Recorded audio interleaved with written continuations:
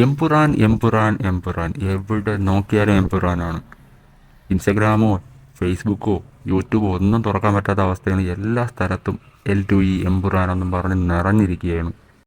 ഏകദേശം release date അടുത്തപ്പം എല്ലാവരും പറഞ്ഞതെന്ന് പറഞ്ഞാൽ പോസ്റ്റർ റിവീലിങ്ങും കാര്യങ്ങളുമായിട്ട് ഒരു മാസം മുമ്പേ ഭയങ്കര പ്രൊമോഷനായിരുന്നു. അത് കഴിഞ്ഞ് ഒരു രീതിയിലുള്ള പ്രൊമോഷനും ഈ ടീം ചെയ്യുന്നില്ല എന്ന് ഒരു ട്രെയിലർ ഇറക്കി വിട്ടത് മാത്രം ഓർമ്മയുണ്ട്. സോഷ്യൽ മീഡിയ നിന്ന് കത്തുമായിരുന്നു. അതും ലീക്കായതുകൊണ്ട് രാവിലെ 12 മണിക്ക് എന്തോ ആണ് ലീക്ക്, മീൻസ് അവർ തന്നെ ഒഫീഷ്യലി ലോഞ്ച് ചെയ്തത്. പക്ഷെ എൻ്റെ മോനെ, ട്രെയിലർ എന്നൊക്കെ പറഞ്ഞാൽ ഞാൻ അതിൻ്റെ ഒരു റിയാക്ഷൻ വീഡിയോ ഇട്ടിട്ടുണ്ടായിരുന്നു. ഒരുപാട് റിയാക്ഷൻ വീഡിയോ ഉണ്ടായിരുന്നു. കാരണം എന്ത് ഫീലാണ്, ഒരു രക്ഷയില്ലാത്ത ഫീലാണ്. സാധനം കിട്ടു, സാധനം ട്രെയിലർ. എന്തായാലും എല്ലാവരെയും പോലെ ഞാനും എക്സൈറ്റഡ് ആണ് സിനിമ കാണാൻ. ഞാനും ടിക്കറ്റ് കുത്തിയിരുന്ന് ബുക്ക് ചെയ്ത് എന്തോ അവസാനം കിട്ടി. പക്ഷേ സെൻറ്റർ സീറ്റൊന്നും അല്ല, കുറച്ച് സൈഡിലോട്ടാണെങ്കിലും കുഴപ്പമില്ല, അഡ്ജസ്റ്റ് ചെയ്യാം. ഏകദേശം സെൻറ്റർ പോലെ തന്നെയാണ്.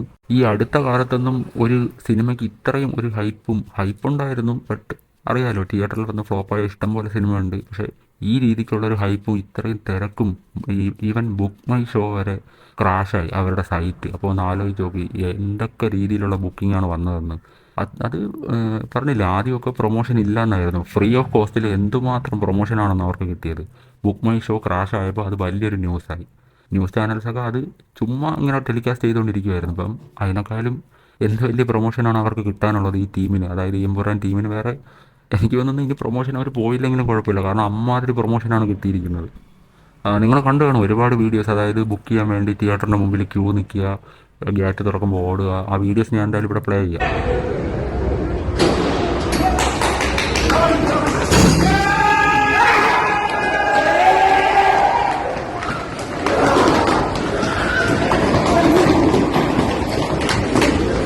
കണ്ടില്ലേ, മോഹൻലാലിൻ്റെ ഒരു പ്രൈം ടൈം പോലും അല്ല.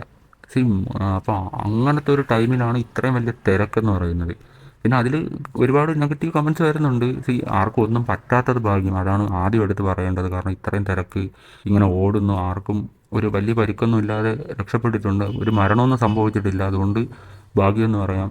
അപ്പോൾ അതിൽ ഒരുപാട് കമൻറ്റ്സ് വരുന്നുണ്ട്, ഇവനൊന്നും വേറെ ജോലിയില്ല, ഇവനൊക്കെ വല്ല പണിക്കും പോക്കൂടെ. സി എനിക്ക് പറയാനുള്ളതെന്ന് പറഞ്ഞാൽ, ബാക്കി എല്ലാ ദിവസവും ഇവർ ഇവിടെ വന്നവരൊന്നും പണിക്ക് പോകാത്തവരൊന്നും അല്ല.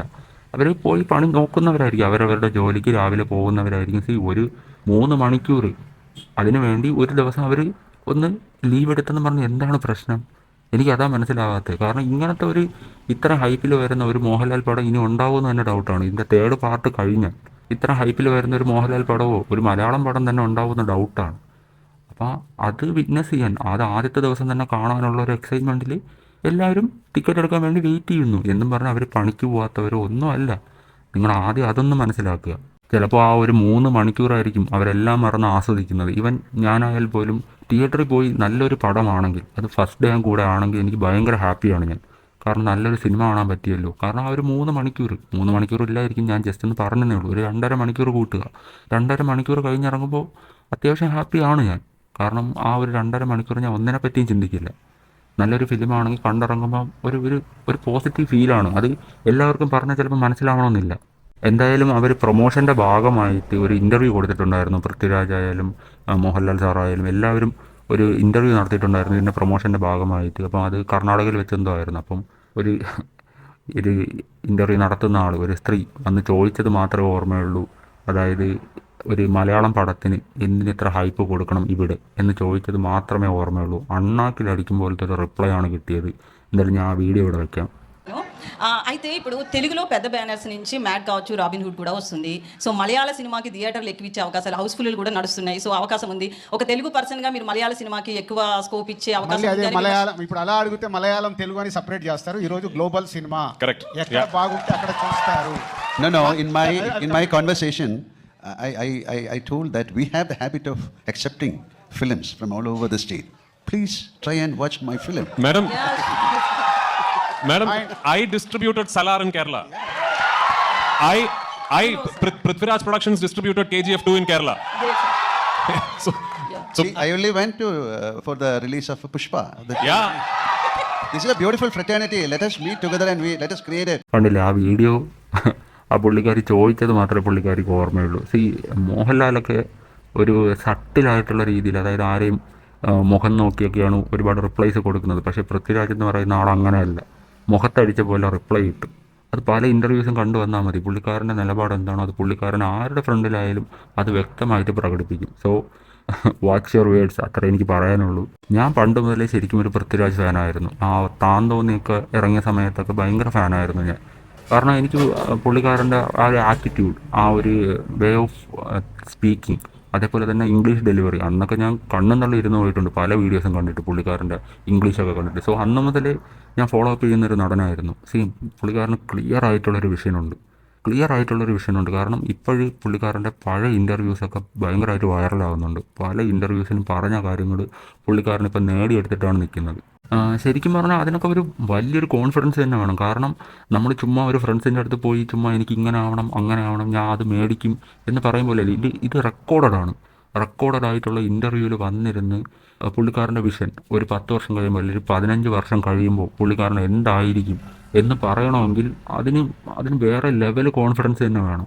ഞാൻ പറഞ്ഞില്ലേ, നമ്മൾ വേറെ ഒരാളടുത്ത് ഞാൻ ഇന്നതാവും അല്ലെങ്കിൽ ഞാൻ ഈ കാര്യം വാങ്ങിക്കും എന്ന് പറയുന്നത് പോലെ അല്ല ഇത്. കാരണം ഇത്രയും ഓഡിയൻസ് കാണുന്ന ഒരു ഇൻ്റർവ്യൂവിൽ വന്നിരുന്ന് പുള്ളിക്കാരൻ്റെ വിഷൻ ഇത്രയും ക്ലിയർ ആയിട്ട് പറയണമെങ്കിൽ ആ ഒരു കോൺഫിഡൻസ് ആലോചിച്ച് തന്നെ നോക്കണം.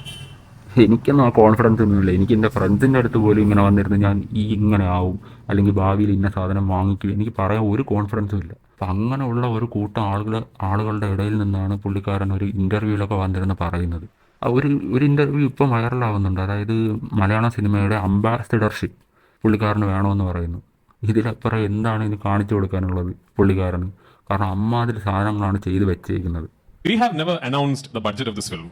Yeah, we have never said anywhere that this film has cost this much money, right? So my take about the whole budget scenario is, when you see this film, what you think is the budget of the film. And I'm going to put a challenge out there. Your guess will be more than the actual budget. And that is Malayalam cinema. കണ്ടില്ലേ, ഈ വീഡിയോയിൽ തന്നെ പുള്ളിക്കാരൻ എത്ര confident ആയിട്ടാണ് ഓരോ കാര്യങ്ങൾ പറയുന്നത്. കാരണം നമ്മൾ കണ്ടതാണ് രേഖാചിത്രം പോലുള്ള സിനിമയിൽ AI യൂസ് ചെയ്തത്. അതിൻ്റെ ബഡ്ജറ്റ് നമ്മളൊന്ന് കാൽക്കുലേറ്റ് ചെയ്ത് നോക്കിയാൽ മതി. അതിലെ AIയും പല പ്രമുഖ സിനിമകൾ ഇറക്കിയപ്പോഴും ഉള്ള AIയും നമ്മൾ കമ്പയർ ചെയ്ത് പല ട്രോൾ വീഡിയോസും കണ്ടതാണ്. സോ അപ്പം മലയാളം ഫിലിം ഇൻഡസ്ട്രി എന്ന് പറയുന്നത് തന്നെ കുറച്ച് ഡിഫറൻ്റാണ്. നമ്മൾ എത്രത്തോളം ആ ഒരു പൈസയിൽ നിന്ന് എത്രത്തോളം പ്രൊഡക്റ്റീവായിട്ട് സാധനം ഇറക്കാം എന്ന് കാണിച്ചു കൊടുക്കുന്ന ഒരു ഇൻഡസ്ട്രിയാണ് മലയാളം എന്ന് പറയുന്നത്.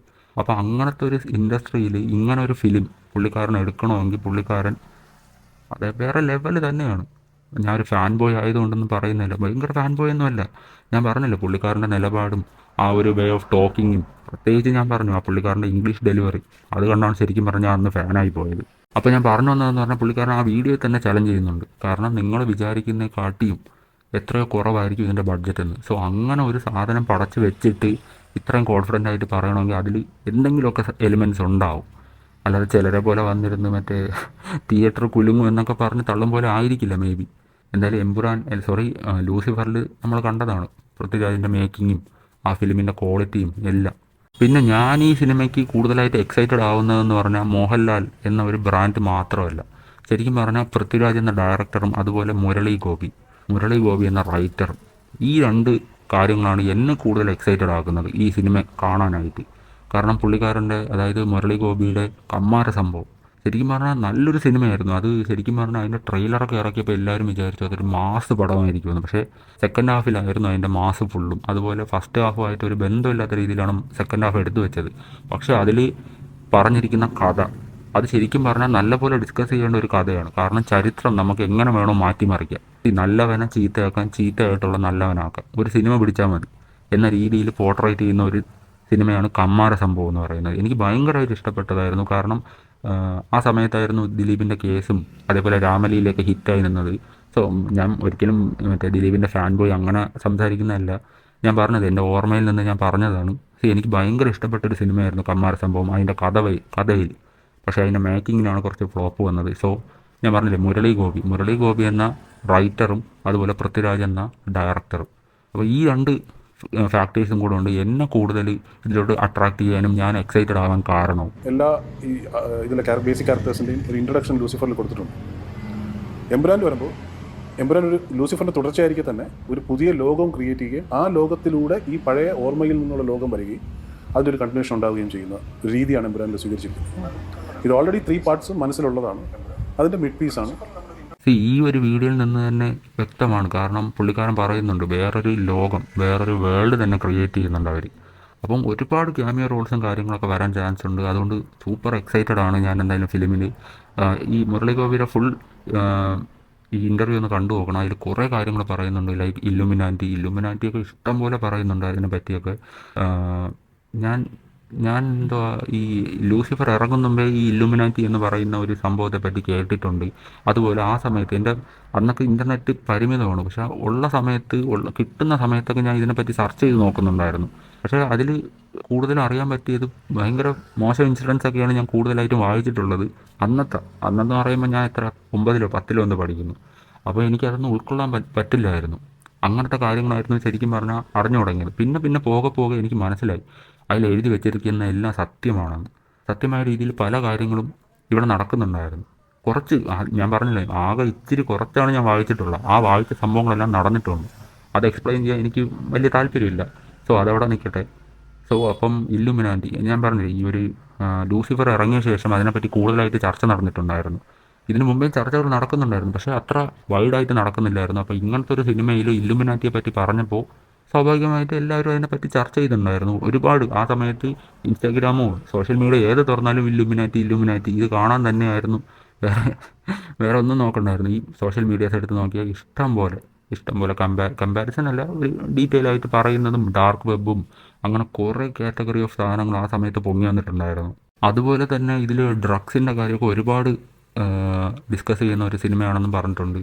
അതുപോലെ തന്നെ ലൂസിഫർ ഇറങ്ങിയ സമയത്ത് എല്ലാവരും പറയുന്ന പോലെ തന്നെ ഈ MDMA അതുപോലുള്ള ലഹരി വസ്തുക്കൾ ഇവിടെ കൂടുതലായിട്ടും ചർച്ച ചെയ്തിട്ടില്ല. ഇപ്പോഴാണ് ആ കേസ് ഒരുപാടായിട്ട് റൈസ് ചെയ്തതും ഒരുപാട് കോൺഫ്ലിക്റ്റും കാര്യങ്ങളൊക്കെ ഉണ്ടാകുന്നത്. അപ്പോൾ അതിനെപ്പറ്റിയൊക്കെ ഒരുപാട് ചർച്ച ചെയ്യുന്ന ഒരു സിനിമയാണ്. ഇനി ഈ സിനിമ കഴിയുമ്പോൾ ഇതിന് എന്തൊക്കെ കേസ് വരുമെന്ന് കണ്ടു തന്നെ അറിയണം. അറിയില്ല സിനിമ ഏത് രീതിയിലാണ് എടുത്ത് വെച്ചേക്കുന്നതെന്ന്. കാണുമ്പോഴേ അറിയാവൂ. ഡ്രഗ്സ് എന്തെങ്കിലും രീതിയിൽ പ്രൊമോട്ട് ചെയ്യുന്നു എന്ന് എവിടെയെങ്കിലും ഒരു സ്ഥലത്ത് തോന്നിയാൽ ആരെങ്കിലും കൊണ്ടുപോയി കേസ് കൊടുക്കും. പിന്നെ അതിൻ്റെ കേസായി. മാർക്കോയിലൊക്കെ കണ്ടതാണ്. മോസ്റ്റ് വയലൻ്റ് മൂവി എന്ന് പറഞ്ഞ് ഇറക്കിയിട്ട് പോലും അതിൽ വയലൻസ് ഉണ്ടെന്നും പറഞ്ഞ് കേസ് കൊടുത്തവരാണ്. ഇതൊക്കെ എന്തുവേണോ പ്രതീക്ഷിക്കാം. ഈവൻ ഡ്രഗ്സിനെ സപ്പോർട്ട് ചെയ്താലും ഇല്ലെങ്കിൽ ഉറപ്പായിട്ടും മിക്കവാറും കേസ് വരാൻ ചാൻസ് ഉണ്ട്. ഞാൻ ജസ്റ്റ് പറഞ്ഞതേ ഉള്ളൂ. അന്ന് സ്റ്റീഫൻ നെടുമ്പള്ളിയുടെ ഒരു കഥയായിരിക്കില്ല, അബ്രഹാം ഖുറേഷിയുടെ കഥയായിട്ടാണ് എമ്പുരാൻ വരുന്നത്. അപ്പോൾ ഒരു മുണ്ടുമടക്കി അടി പോലത്തെ ഫാൻസിന് വേണ്ടിയിട്ടുള്ള എലമെന്റ്സിന് സാധ്യതയുണ്ടോ സിനിമയ്ക്കകത്ത്? ഇബ്രാഹിം ഖുറേഷിയുടെ കഥയായിരിക്കും അതെന്നുള്ളത് ഒരു അസംഷനാണ്. ആ അസംഷൻ ഞാൻ പറഞ്ഞിട്ടില്ല. പക്ഷെ ഡയറക്ടർ ആ രീതിയിൽ സംസാരിച്ചിരുന്നില്ല. അങ്ങനെ ഒരു അസംഷൻ കൊടുക്കുന്നില്ല. ഇതൊരു സെക്കൻഡ് പാർട്ടാണ്. ഇതിലൂടെ ഇവോൾവ് ചെയ്തൊരു തേർഡ് പാർട്ട് ഉണ്ട്. അതിലാണ് ഇത് കൾമിനേറ്റ് ചെയ്യുന്നത്. ഇത് എൻഡ് ചെയ്യുന്നത്, ഈ ട്രിലജി എൻഡ് ചെയ്യുന്നത് ആ തേർഡ് പാർട്ടിലൂടെയാണ്. അപ്പോൾ ഇതിൻ്റെ ഡ്രാമയിൽ ഈ ആസ്പെക്ട്സ് ഒക്കെ ഉണ്ടാവും എന്ന് മാത്രമേ പറയാൻ പറ്റൂ. ഞാൻ നേരത്തെ പറഞ്ഞതുപോലെ ഈ വീഡിയോയിലും കഴിഞ്ഞ വീഡിയോയിലും പറയുന്നുണ്ടായിരുന്നു ഒരുപാട് ക്യാമിയോ റോൾസ് വരാൻ സാധ്യതയുണ്ട്. കാരണം ട്രെയിലർ ഇറങ്ങിയപ്പോൾ തന്നെ അതിൽ ആ ഡ്രാഗൻ്റെ പടമുള്ള ആൾ ആരാണെന്ന ഡിസ്കഷൻ ഇഷ്ടം പോലെ നടക്കുന്നുണ്ട്. അതുപോലെ ക്യാമിയോ റോൾസ് ഉണ്ടെന്ന് പല രീതിയിലും പലരും പല ഇൻ്റർവ്യൂസിലും പറഞ്ഞിട്ടുമുണ്ട്. എനിക്ക് ഇനി പറയാനുള്ളതെന്ന് പറഞ്ഞാൽ ഈ 6 മണിക്കുള്ള ഫാൻ ഷോയ്ക്കൊക്കെ പോകുന്നവരടുത്താണ്, നിങ്ങൾ പോവുക, കാണുക, തിരിച്ചു വരിക. പ്ലീസ് ഒരു സ്പോയിലർ അവിടെ ഉണ്ടാക്കാതിരിക്കുക. ഈ തിയേറ്ററിൻ്റെ പുറത്തിറങ്ങിയെന്ന് വലിയ മാസമാണെന്ന് വിചാരിച്ച് ഈ സമയമാകുമ്പം, അതായത് ഈ സീൻ കഴിയുമ്പം ഈ ആളുടെ ക്യാമിയോ റോളുണ്ട് എന്നൊന്നും വിളിച്ച് പറയാതിരിക്കുക. അതുപോലെ ഞാൻ പറഞ്ഞില്ലേ, ഇഷ്ടം പോലെ ക്യാമിയോ റോൾസ് വരും. സ്പോയിലർ ആവാതിരിക്കുക. അതുപോലെ ഇൻസ്റ്റാഗ്രാമിലോ ഫേസ്ബുക്കിലോ വാട്സപ്പിലോ സ്റ്റോറി ഇട്ട് ആളുകളെ വെറുപ്പിക്കാതിരിക്കുക. പ്ലീസ്, ഇത് നിങ്ങളോടുള്ളൊരു റിക്വസ്റ്റാണ്. നിങ്ങളെപ്പോലെ തന്നെയാണ് ബാക്കിയുള്ളവരും. പൈസയും ചിലവാക്കി സമയവും കളഞ്ഞ് ആ ഒരു എക്സ്പീരിയൻസ് കിട്ടാൻ വേണ്ടിയാണ് എല്ലാവരും വരുന്നത്. ഞാനിത് പറയാൻ കാരണം എന്ന് പറഞ്ഞാൽ ഞാൻ ഇത് അനുഭവിച്ചിട്ടുള്ളത് കൊണ്ട് എനിക്കറിയാം. ആ സിനിമയുടെ ഫുള്ള് മൂടും കളയും ഈ സ്പോയിലർ പറഞ്ഞിട്ട്. എന്ത് സുഖമാണ് നിങ്ങൾക്ക് കിട്ടുന്നത്? എന്തിനാണ് ബാക്കിയുള്ളവരെ അറിയിക്കുന്നത്? നിങ്ങളെപ്പോലെ തന്നെയാണ് അവരും പൈസ മുടക്കി അവരവരുടെ സമയം കണ്ടെത്തിയാണ് വരുന്നത്. പ്ലീസ് സ്പോയിലർ ആക്കാതിരിക്കുക. ഈ ഇൻസ്റ്റാഗ്രാമിലും ഫേസ്ബുക്കിലും സ്റ്റോറി ഇടാതിരിക്കുക. പ്രത്യേകിച്ച് തിയേറ്ററിൻ്റെ പുറത്തിറങ്ങി ഓരോ കോപ്പുകൾ വിളിച്ച് പറയാതിരിക്കുക. അതുപോലെ തന്നെ ഫാൻ ഷോ കഴിഞ്ഞിട്ട് രണ്ടാമതും കയറുന്ന കുറച്ച് പേരുണ്ട്. എന്നിട്ട് തിയേറ്ററിൻ്റെ അകത്തിരുന്ന് ഇപ്പോൾ അവരുടെ എൻട്രി ഉണ്ട്, ഇപ്പോൾ ഇവരുടെ എൻട്രി ഉണ്ട് എന്നും പറഞ്ഞ് വിളിച്ച് പറയാതിരിക്കുക. വെറും തെണ്ടിത്തരമാണ് അതൊക്കെ.